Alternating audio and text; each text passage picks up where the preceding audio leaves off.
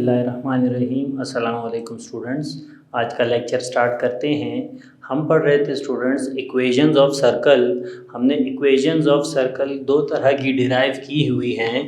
एक है standard form of equation of circle, दूसरी है general form of equation of circle. इन्हीं के ज़रिए हम गिवन इंफॉर्मेशन से इक्वेशन ऑफ सर्कल फाइंड करते हैं। तो equation of circle in standard form is x minus h square plus y minus k square is equal to r square, जिसमें आपके सेंटर के कोऑर्डिनेट्स एच के होते हैं और रेडियस होता है आर। और उस एक general form of equation of circle जो कि एक सेकंड डिग्री इक्वेशन है आपके पास, सेकंड डिग्री जनरल इक्वेशन है x square plus y square plus 2gx plus 2fy plus c is equal to 0। इसमें सेंटर आपके पास होता है minus g and minus f and radius is equal to g square f square minus c. तो यहाँ H के और are की वैल्यू फाइंड करनी पड़ती है, और यहाँ आपको जी एफ और सी की वैल्यू अननोन है, वो फाइंड करनी पड़ती है। पिछले लेक्चर में हमने देखा कि सर्कल पे 3 पॉइंट्स पर से गुजरती हो, through 3 points, passing through 3 points, उस इंफॉर्मेशन से भी हम जी एफ और सी की वैल्यू फाइंड कर सकते हैं और उससे इक्वेशन फाइंड हो जाती है। दूसरा हमने देखा कि 2 पॉइंट्स गिवन थे आपको और फिर एक स्ट्रेट लाइन पर सेंटर ऑफ द सर्कल लाई करता था, उससे भी हम जी एफ और सी की वैल्यू फाइंड करके इक्वेशन ऑफ सर्कल फाइंड करते हैं। आज का टॉपिक है हमारा students equation of circle passing through the 2 points and equation of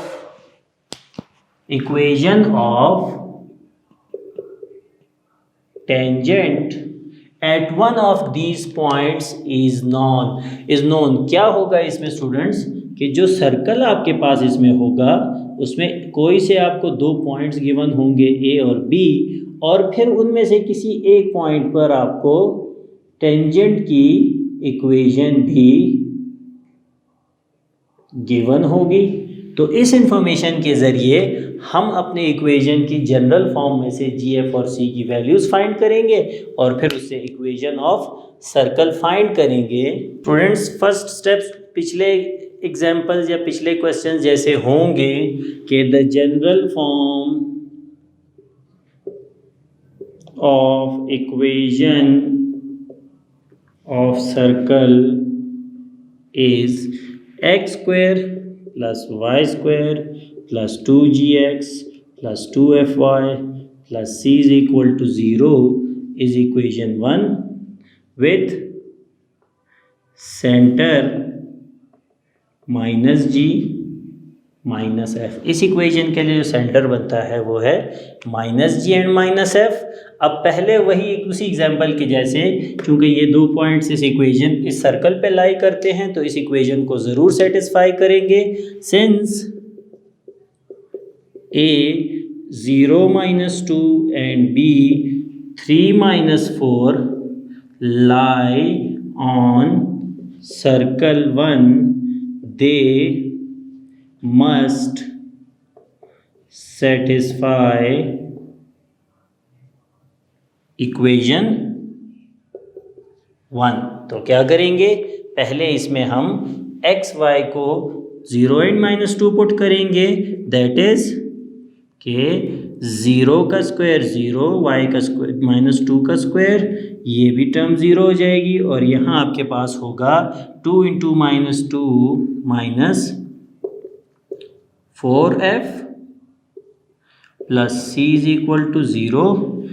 तो ये आपके पास बनती है students equation minus 4f plus c is equal to 4।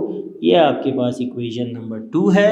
उसके बाद इसी तरह ये जो अगला पॉइंट है ये इसमें पुट होगा, वो आएगा 9। तो यहाँ लिख देते हैं कि पहले हमने कौन सा पुट किया, ए 0 एंड माइनस 2, अब लिखेंगे बी 3 एंड माइनस 4। तो ये बनेगा 3 का स्क्वायर 9, 4 का square 16 plus 2 3 6x 6g minus 2 4 8, तो ये minus 8f plus c is equal to 0। इसको सिंप्लीफाई करेंगे स्टूडेंट्स तो आपके पास बनेगा 6g minus 8f plus c is equal to, ये बनता है 25, वहाँ आके हो जाएगा -25। तो ये आपके पास इक्वेशन नंबर 3 बनती है स्टूडेंट्स। अब क्या करना है स्टूडेंट्स कि इन दोनों को साइमल्टेनियसली सॉल्व करके g और f की इक्वेशन फाइंड करेंगे। तो लिखेंगे इक्वेशन 2, देखें स्टूडेंट्स दोनों में c कैंसिल होता है तो इक्वेशन 2 माइनस इक्वेशन 3 आएगा आपके पास, जो कि बनेगा -4f plus c is equal to 4।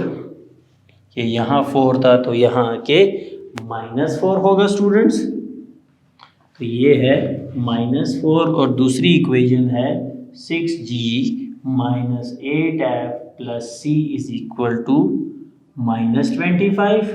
तो प्लस माइनस और ये प्लस c कैंसिल होगा और आपके पास इक्वेशन बनेगी -6g plus 4f is equal two plus 21।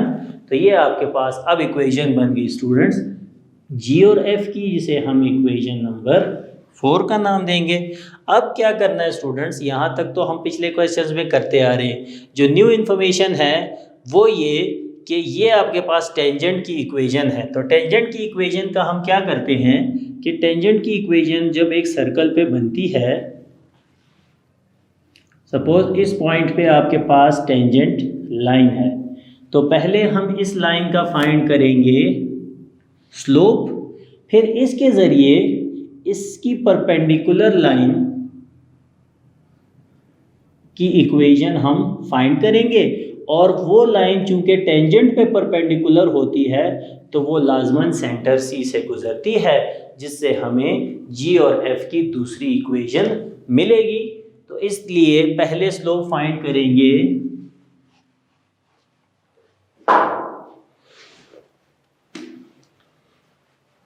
The equation of tangent at a0 minus 2 is 3x plus 2y minus 5 is equal to 0।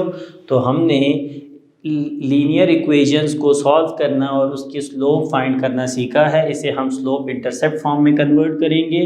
2y is equal to minus 3x plus 5, y is equal to minus 3 upon 2x plus 5 upon 2। तो slope of tangent is equal to m, that is equal to minus 3 upon 2। इसके ये सामने लिख देते हैं comparing with y is equal to mx plus c। तो m की value यहाँ ये बनती है स्टूडेंट्स। उसके बाद स्लोप की हमें वैल्यू मिल गई स्टूडेंट्स। तो slope of perpendicular line to the tangent वो होगी आपके पास m1, जो कि इसका नेगेटिव रेसिप्रोकल होगा, मीन्स 2/3। ये m1 की वैल्यू बनेगी students. Now equation of line perpendicular किसके परपेंडिकुलर है स्टूडेंट्स, इसे हम इक्वेशन 5 कहेंगे। 2, 5 इस टेंजेंट के परपेंडिकुलर जो लाइन है वो हम पॉइंट स्लोप फॉर्म से फाइंड करेंगे, क्योंकि एंड थ्रू, क्योंकि वो पॉइंट भी आपके पास इसी पॉइंट ए से गुजरता होगा जिस पर आपकी टेंजेंट बनी हुई है, एंड थ्रू ए 0 एंड -2। तो स्लोप गिवन है, पॉइंट भी गिवन है, पॉइंट स्लोप फॉर्म से हम फाइंड कर सकते हैं m इंटू यहाँ पे होगा x माइनस x1, तो y माइनस y1 की वैल्यू है यहाँ -2, m की वैल्यू है 2/3 और x माइनस 0। तो ये इक्वेशन आपके पास बनती है y प्लस 2, 3 यहाँ आके मल्टीप्लाई होगा तो ये 2x, तो ये बनेगी 3y plus 2x is equal plus 2, ये बनेगा 6 इज इक्वल टू 2x। इसे हम सिंप्लीफाई करें, सब कुछ सारी वैल्यूज़ को वहाँ शिफ्ट करें तो ये बनता है 2x minus 3y minus 6 is equal to 0, which is the equation of line. अब स्टूडेंट्स दोबारा देख लें कि अगर यहाँ पे टेंजेंट है, मैंने अब उसके परपेंडिकुलर लाइन की इक्वेशन फाइंड की है, तो वो जो परपेंडिकुलर लाइन होती है वो लाजमन सेंटर C से हो के गुजरती है। तो अब हम क्या करेंगे कि इसको नाम दे देते हैं 6। इस तरफ हमें मिटाना पड़ेगा इसे स्टूडेंट्स, बल्कि वहीं उसको मिटा लेते हैं।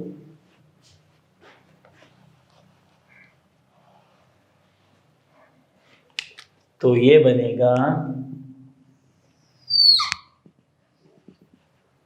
इसमें हम लिखेंगे स्टूडेंट्स सिंस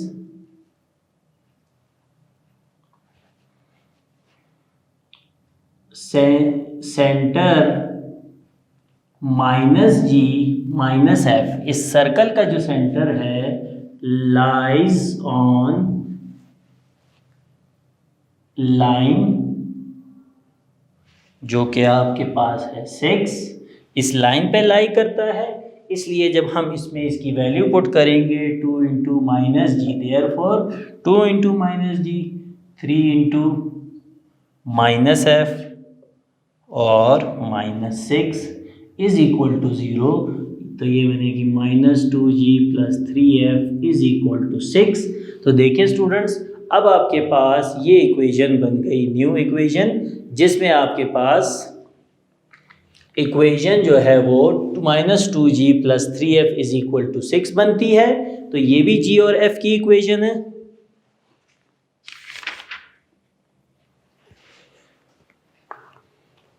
इसे हम नाम दे देते हैं इक्वेशन नंबर 7।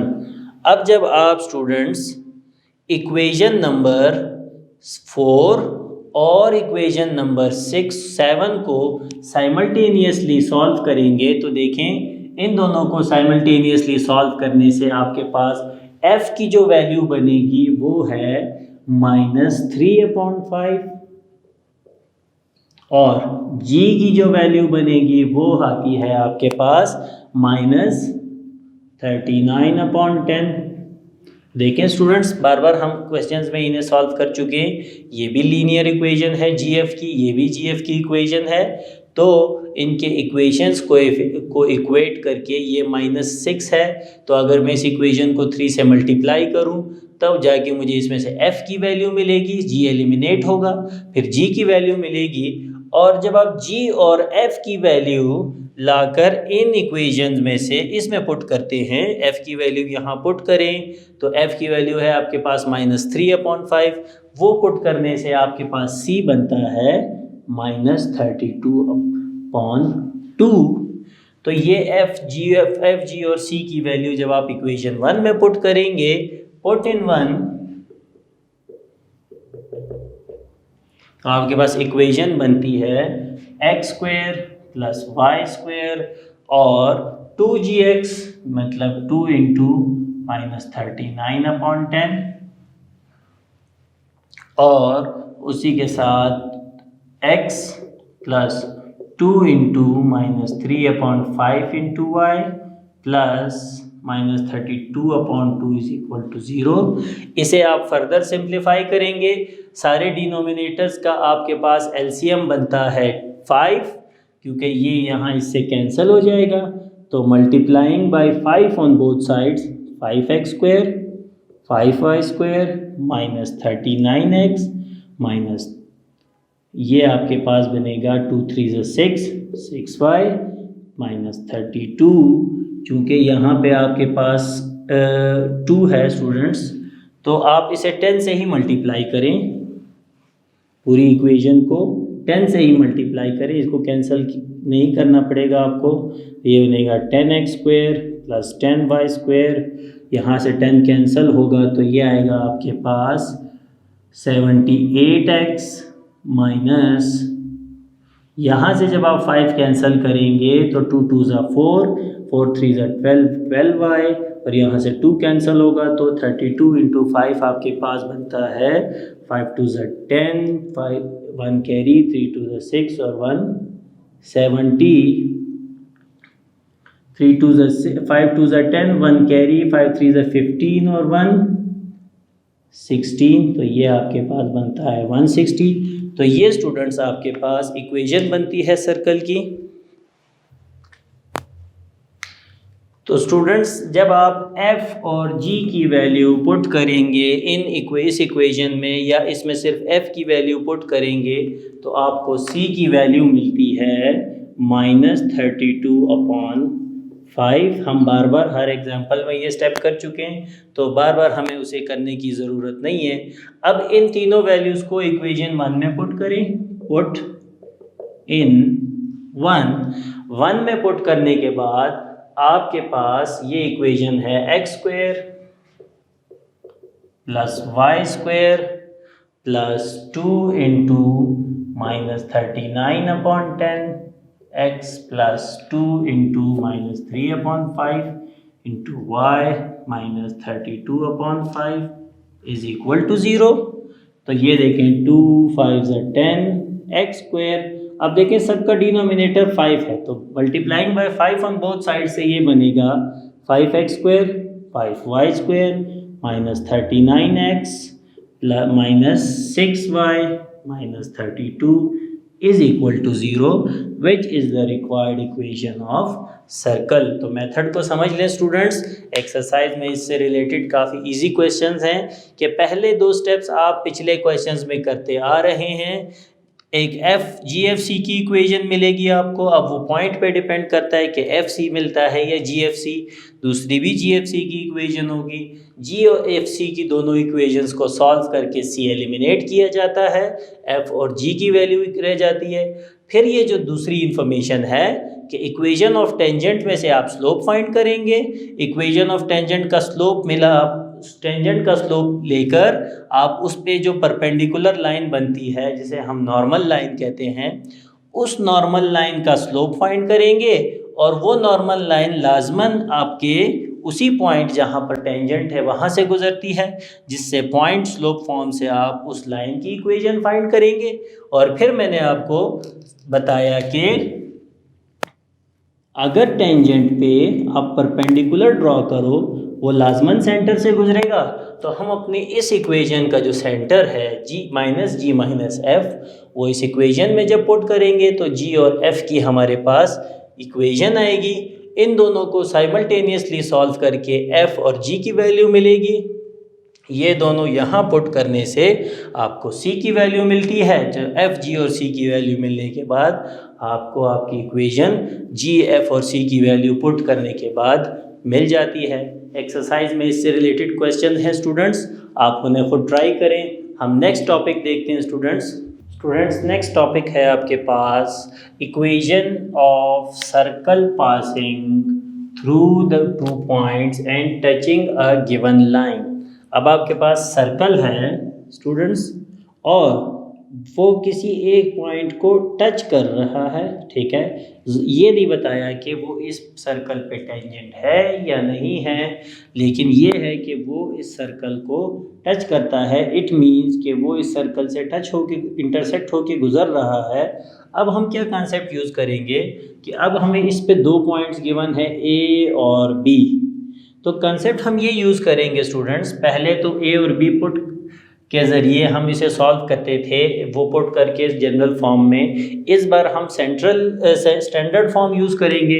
उसके लिए हम इसका सेंटर ले लेंगे H के, ठीक है स्टूडेंट्स, और पहले इस सेंटर को अगर सेंटर का नाम है O, तो OA और OB चूँकि रेडियस ऑफ द सर्कल बनते हैं तो दोनों का डिस्टेंस सेम होगा। दोनों को इक्वेट करके हम H की रिलेशन फाइंड करेंगे, H या K की। उसमें या तो K की वैल्यू आपको मिलती है या आपको K की कोई रिलेशन मिलती है इन टर्म्स ऑफ H। उसके बाद हम फार्मूला यूज़ करेंगे कि perpendicular from centre of the circle to the line. चूँकि लाइन आपके सर्कल पे परपेंडिकुलर होगी, लाइन आपके सर्कल को टच कर रही होगी, तो इनके बीच में जो शॉर्टेस्ट डिस्टेंस होगा वो आपके पास रेडियस के बराबर होगा। ठीक है, ये भी रेडियस के बराबर है, तो ये रिलेशन यूज़ करके हम H और K की वैल्यूज़ फाइंड करेंगे और रेडियस की लेंथ फाइंड करेंगे स्टूडेंट्स, जिससे हमें इक्वेशन ऑफ सर्कल मिल जाएगी। तो लिखेंगे हम late OH K be the center of circle, then as given A 1 3 and B 1 minus 3 lie on circle। Therefore क्या होगा कि O से A की जो लेंथ है वो O से B के लेंथ के बराबर होगी स्टूडेंट्स। तो दोनों पे डिस्टेंस का फॉर्मूला लगाएंगे। यहाँ A के कोऑर्डिनेट्स हैं 1 3 और B के कोऑर्डिनेट्स है 1 माइनस 3। तो OA के फॉर्मूला में हम लिखेंगे h x2 माइनस x1 मतलब h माइनस 1 का स्क्वायर प्लस k माइनस 3 का स्क्वायर। इस तरफ होगा h माइनस 1 का square plus k minus plus हो जाएगा 3 का square. Squaring on both sides या taking square on both sides, square root ख़त्म हो जाएगा। h माइनस 1 का स्क्वायर प्लस k माइनस 3 का square is equal to h minus 1 का स्क्वायर इंटू k प्लस 3 का स्क्वायर। अब स्टूडेंट्स यहाँ क्या है कि आपके पास जो पॉइंट्स गिवन हैं उनका x कोऑर्डिनेट सेम है, तो इस केस में h माइनस 1 स्क्वायर दोनों साइड से कैंसिल हो जाएगा और अब जो आपको वैल्यू मिलेगी वो k की वैल्यू होगी। लेकिन नॉर्मली ऐसा ज़रूरी नहीं कि हो, क्योंकि इनका सेम होना ज़रूरी नहीं है। तो तब आपको क्या मिलेगा, आपको k और h की लीनियर इक्वेशन मिलेगी, क्योंकि k स्क्वायर और h स्क्वायर तो दोनों कैंसिल हो जाएंगे। तो उसमें से आप k की value in terms of h find करेंगे। अब ये बनेगा k square minus 6k plus 9 k square plus 6k plus 9। तो देखें k स्क्वायर से 9 से कैंसिल, लेकिन ये दोनों कैंसिल नहीं होते, इसलिए उसको यहाँ लेकर आएंगे minus 6k is equal to 0 minus 12k is equal to 0। It means k is equal to आपके पास होगा 0। k की वैल्यू 0 आ गई स्टूडेंट्स। उसके बाद ये तो हमने पहले से कह दिया कि OA और OB का डिस्टेंस हमारे पास सेम आता है। इसमें से हम OA का डिस्टेंस फाइंड करेंगे।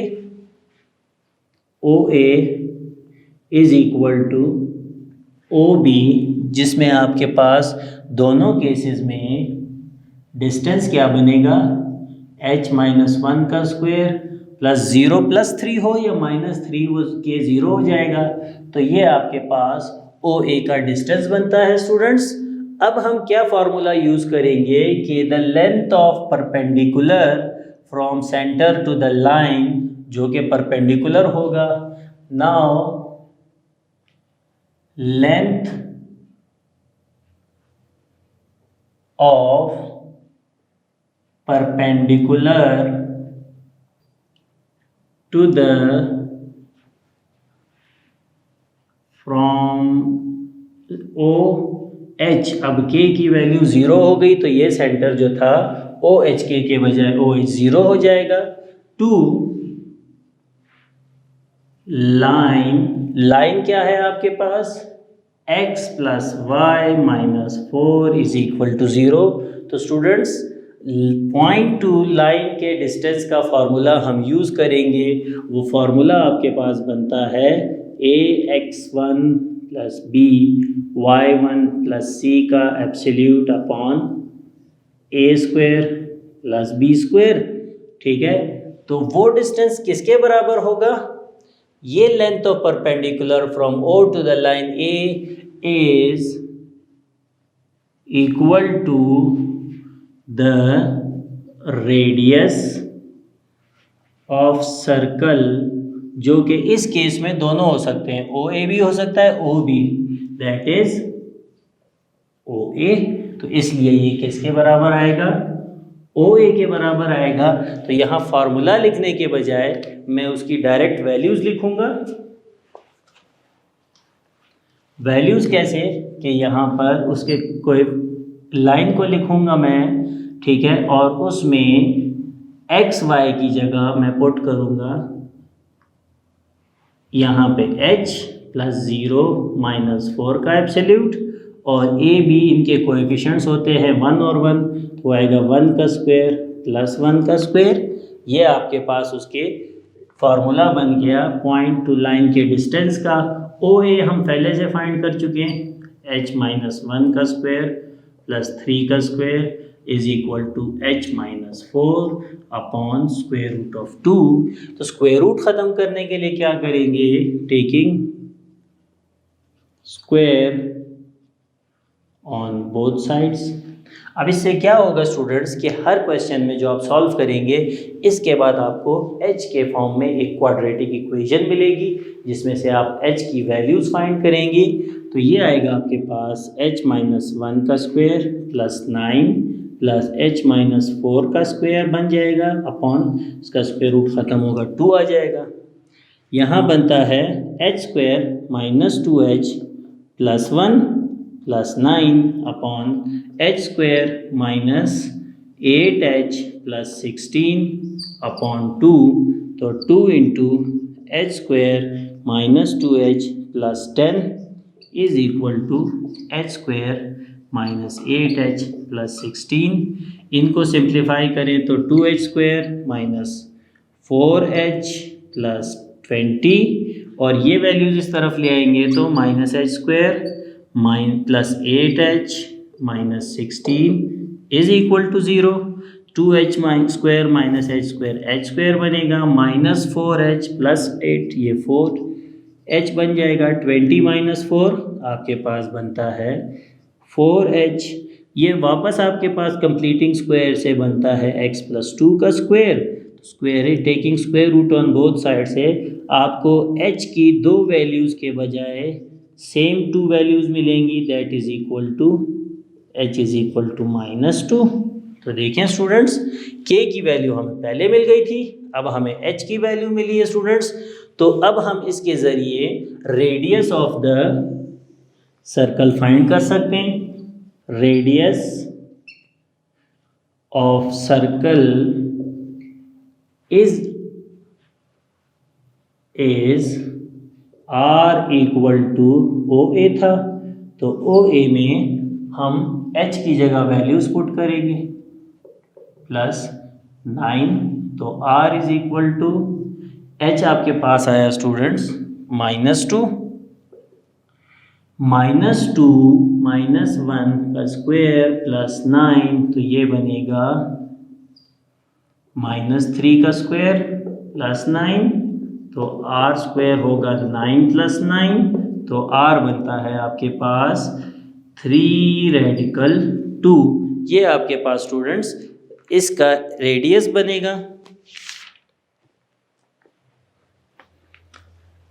इसे हम इसी हालत में लिखें या वापस रेडिकल 18, क्योंकि रेडियस का स्क्वायर होता है, तो ये हालत में लिखते हैं। नाउ इक्वेशन ऑफ सर्कल, क्योंकि हम स्टैंडर्ड फॉर्म यूज़ कर रहे हैं, तो x माइनस एच का square plus y minus k का स्क्वायर इज इक्वल टू होता है R square. x plus 2h plus 2 का स्क्वायर और y माइनस 0 का square is equal to radical 18 का स्क्वायर। ठीक है स्टूडेंट्स, तो ये बनेगा x square plus 4x plus 4 plus y square is equal to 18, x square plus y square plus 4x plus 18 यहाँ आएगा तो बनेगा -18, तो -14 is equal to 0। This is the equation of required circle. तो स्टूडेंट्स इस तरह से आप गिवन इंफॉर्मेशन के ज़रिए अपने सर्कल की इक्वेशन फाइंड कर सकते हैं। स्टूडेंट्स यहाँ का कंसेप्ट एक दफ़ा देख लें फिर से कि 2 पॉइंट्स गिवन थे और साथ में आपको एक लाइन जो सर्कल को टच करती है। पिछले कंडीशन में था कि लाइन टेंजेंट है तो हम उसके परपेंडिकुलर को नॉर्मल बना लेते थे, लेकिन यहाँ सिर्फ लाइन टच करती है, उसका एंगल हमें नहीं पता, लेकिन ये है कि उसका सेंटर से परपेंडिकुलर का डिस्टेंस हमेशा रेडियस के ज़रूर बराबर होगा, क्योंकि अगर वो सर्कल को एक पॉइंट पे टच कर रही तो वो रेडियस के बराबर के लेंथ होगा। तो वो कंसेप्ट हम यूज़ करके पुराना फार्मूला था पॉइंट टू लाइन के लेंथ का फार्मूला, वो हमने पॉइंट टू लाइन के डिस्टेंस का फार्मूला यूज़ करके के और एच की वैल्यू फाइंड की, और इस दफ़ा हमने स्टैंडर्ड फॉर्म ऑफ इक्वेशन से इक्वेशन ऑफ सर्कल फाइंड किया स्टूडेंट्स। तो स्टूडेंट्स एक्सरसाइज में इससे रिलेटेड भी क्वेश्चंस हैं, सिर्फ ये याद रखें कि के की वैल्यू मिलने के बजाय आपको k is equal to h plus 1 या h की कोई भी एक्सप्रेशन मिल सकती है। वही लाके भी जब आप यहाँ पुट करेंगे तब भी आपको यहाँ पे h और यहाँ पे h ही मिलेगा, तो इक्वेशन आपके पास क्वाड्रेटिक आएगी और फिर उसमें से आप h की वैल्यूज़, अगर 2 वैल्यूज़ आती हैं इट मीन्स 2 सेंटर्स होंगे, तो 2 सेंटर्स के लिए फिर 2 सर्कल्स और इक्वेशंस ऑफ सर्कल्स भी बन सकते हैं, लेकिन नॉर्मली आपके पास h की एक ही वैल्यू आती है तो एक ही सेंटर बनता है। उम्मीद है आज का लेक्चर समझ आया होगा स्टूडेंट्स। थैंक यू स्टूडेंट्स, अल्लाह हाफिज़।